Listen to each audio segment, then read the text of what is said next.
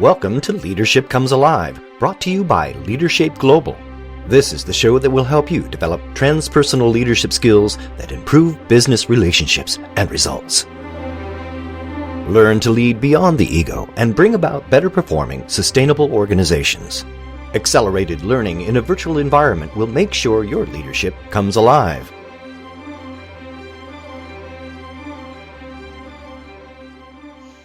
Hello everybody, this is Danielle Grant.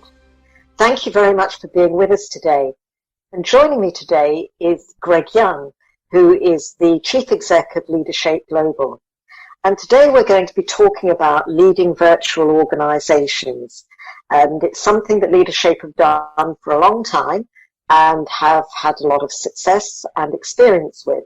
So given that this is becoming a very prevalent activity these days, I think Greg can share some of that wisdom with us, and I'd very much like to welcome him to the show. So welcome, Greg.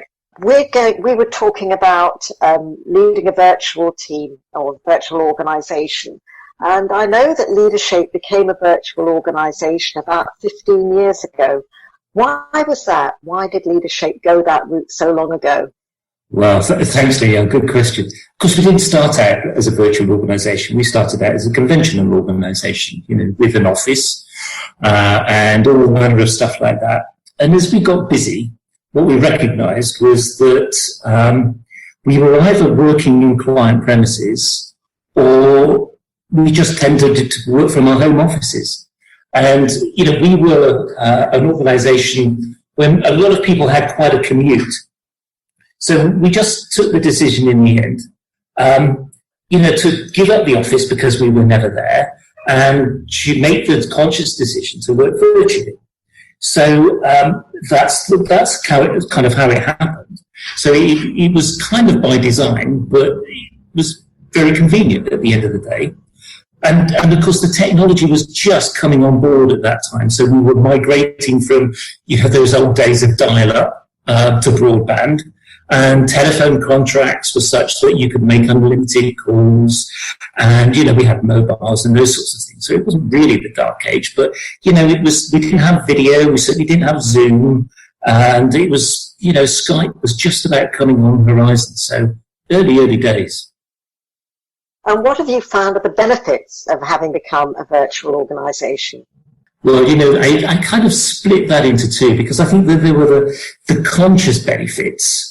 And then there were sort of the mindset shifts, which I'll come on to later. But in terms of the conscious benefits, of course, what it meant for me was that I didn't have the commute each day, which provided a fantastic time dividend. So that meant, I was either kind of working or, I was in client premises, but I wasn't doing that sort of long commute each time. And I suppose one of the things that came alongside it was just a reduction in our cost base, which is always helpful because, that goes straight to the profit then. And what it also meant was that because we were office-based, it gave us great flexibility about who we could hire. We didn't have to think about the geography of the whole thing. or we started off as a UK-based organisation, which meant that we could hire somebody in Manchester, and we could which was about 150 miles away from the office. And, that was really helpful for us. Of course, from an ecological perspective, it gave us a lower carbon footprint. And it actually enabled us to become, in our heads, digitize more quickly.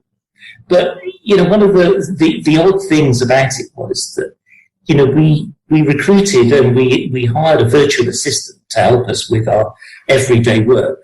And when I would speak to clients about this person whose name was Annalie, they said, well, can you just let Annalie know? And after a while, their conversation, it clearly evolved that they thought that she was sitting outside my office.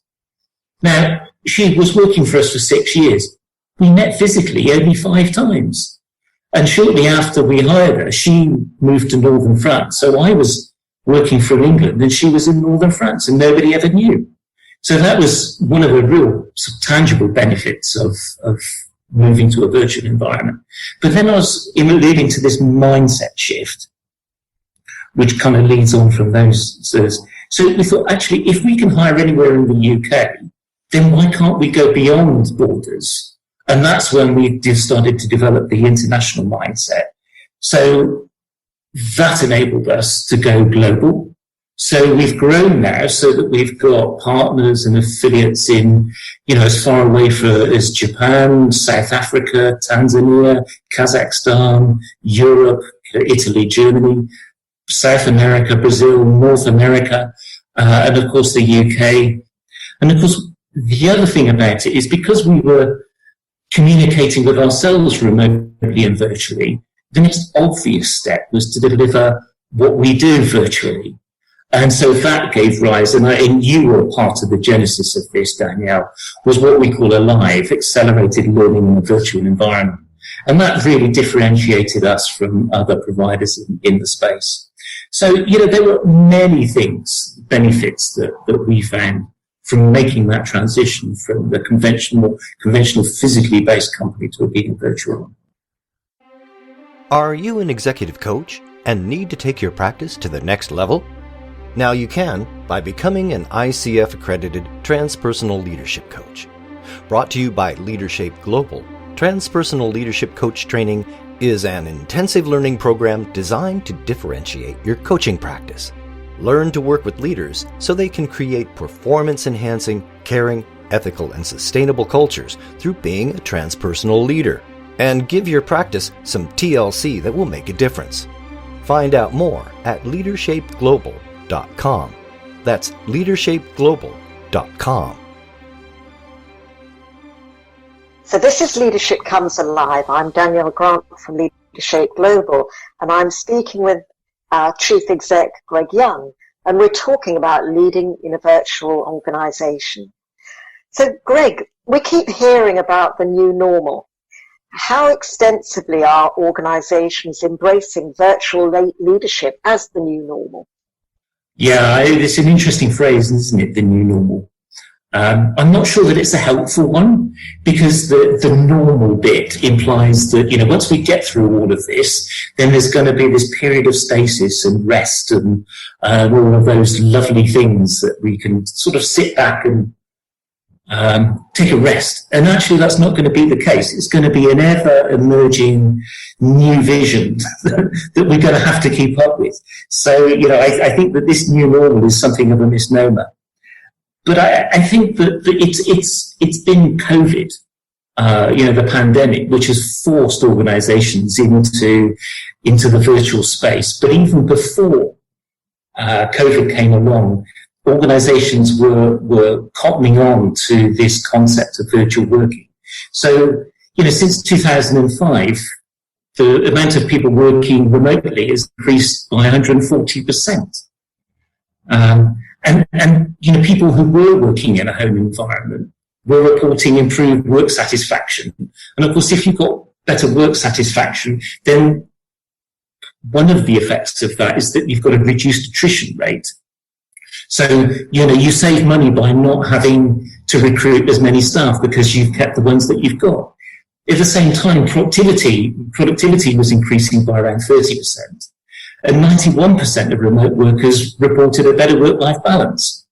So, this builds a picture of people who are happier doing their work. In fact, people reported to be 22% happier. And of course, you've got happy employees, happy staff who are more engaged, then there's a higher level of discretionary effort that's put in, so the productivity goes up. And that then leads into organizational profit. So I think somebody's done a calculation to the degree that in the US, increased productivity from home working represents up to a 1.3 billion profit for the economy. So, clearly you can see that this is a good thing. But it's just how we now balance what we're calling this new normal with this new way of working. It sounds so great, almost too good to be true. But I'm sure it's not just as easy as putting your bedroom slippers on and trundling down the hallway to your office. So you have to be good at this or find ways to become good at it. So what's the most crucial piece of advice you'd give to leaders who are new to this way of working? Well, I mean, that was an interesting point about putting the bedroom slippers on and trotting down the hallway. There have been days when I've started working in the morning in my PJs, and my wife's come home for work in the evening still to find me in the PJs working. So that's one of the benefits of home working. But you're right. I mean, you know, when you really need to think about how home working, you know, you can make it good, or you can, you know, it can be less good. And the one piece, I think the one crucial piece is what I would call the alignment with the common endeavor. You know, it's the why your organization exists. You might encapsulate it in the vision or the mission, for example, but you have to align, you know, people with that bigger cause. You know, and people think that virtual organizations are quite sort of new things. And of course they're not. You know, so here's an example. So James Cook, captain of a ship, back in 1768, was given the task of sailing from England to Tahiti to track the transit of Venus. And then once he got there, to open his sealed orders, sail south, and hopefully find what was purported to be the Great Southern Continent. Well, he didn't find the Great Southern Continent on that, but he did find New Zealand and Tasmania, and he was able to survey much of the east coast of Australia. And he didn't come back until 1771, so that was a 3-year voyage. But the important thing here is that as soon as his ship lost sight of land, as soon as it sailed over the horizon, there was no more communication with head office. So he needed to be really aligned with the vision and the mission and know the values and the culture that he needed to take with it. And that's the important thing, I think, about virtual working, is have people aligned with that common endeavour.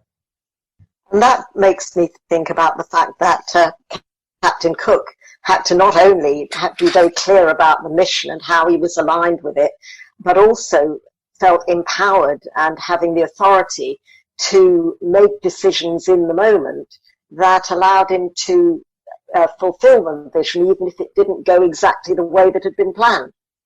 So I think you're right. This ability to grant autonomy, if you like, and for people to make decisions. I think there's a tendency with virtual organizations to become quite task-focused. As soon as, you know, your people working in their home offices, their bedrooms, wherever, with the environment that's going on, as soon as you start allocating tasks and people become very task-focused, then those tasks become gradually misaligned from that common purpose. So, you know, you get drift in what you're actually trying to achieve, and the motivation goes down. If people don't have autonomy, then they become quite demotivated. To be successful in today's challenging business environment, everyone needs to be a leader. And great teams depend on leaders who lead beyond the ego, bring values to full consciousness, and inspire a performance-enhancing culture. The Transpersonal Leadership Training Program from Leadershape Global is available to individual leaders looking to develop their skills and behaviors for optimal results, or to groups and teams looking to take performance to the next level. Develop yourself and become the kind of transpersonal leader needed for the post-COVID world, or empower a whole team to improve their leadership competence. Find out more at leadershapeglobal.com. I wonder if you would share with the audience today your top tips for leading a virtual organization that our listeners can go off and use today for better results. Well, thanks. Yeah, I'd like to think of them as 7 golden rules, which are quite easy to follow, I think. And the first one I would say is, you know, be a people-centric organization. You know, build one which is caring and that it's got a safe environment. And it's powered by the curiosity of well-being of your fellow colleagues, because it's the mutual trust that builds. When you're not together, when you're in a dispersed organization, it's that mutual trust which is the glue that holds you together. And of course, as the leader in that organization, you really have to model those behaviors. So you need to give of yourself first. You know, be that vulnerable person. I've shared with you, for example, on this call, the fact that sometimes, you know, I start working in the PJs early in the morning and I'm still working in the PJs late at night. It's that sort of thing that brings the humanity into the whole piece.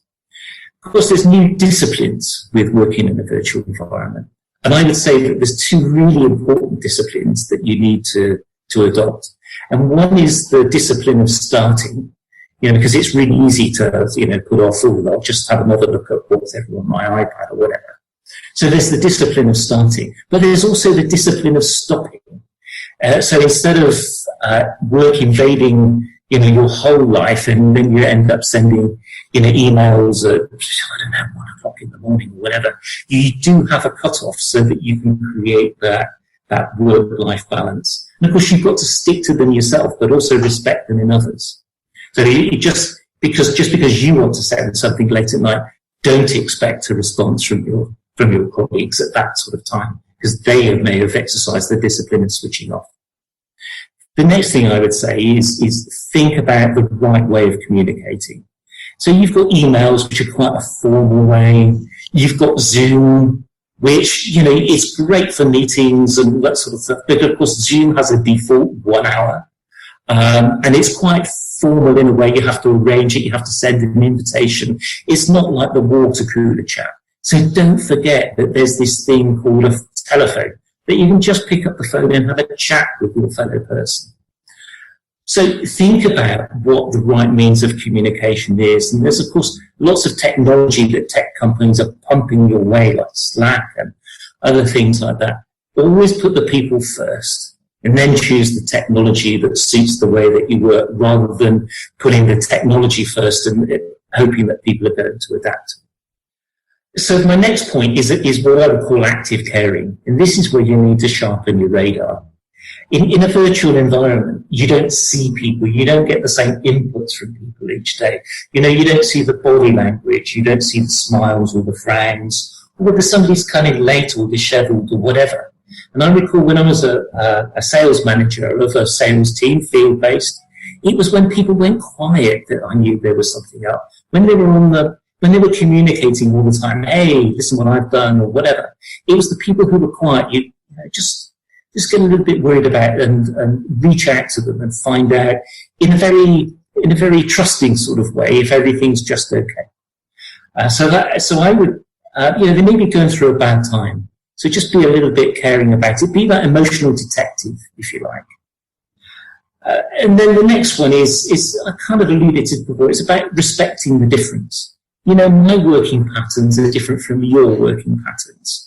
So that's okay. Just be a bit more relaxed about it. If you're looking to measure things like performance and productivity, focus on the outputs. Don't focus on whether somebody is sending emails at 9 because that's when core office time is. Think about what's coming out from the individuals and whether they're delivering on what they said that they would deliver on.